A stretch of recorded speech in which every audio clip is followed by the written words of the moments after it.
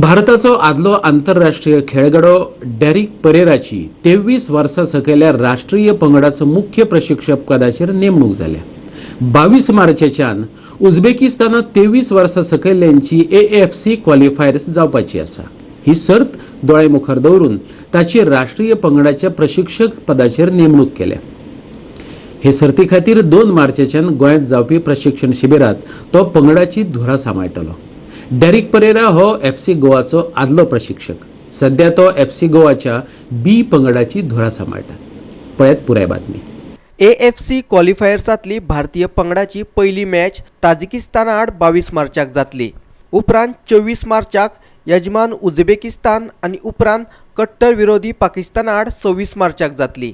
56 वर्सां पिरायेच्या ह्या प्रशिक्षकान ह्या नादी Mahindra United, Pune FC, Churchill brothers, Salgaonkar FC आणि DSK शिवाजी एन्साक मार्गदर्शन केला।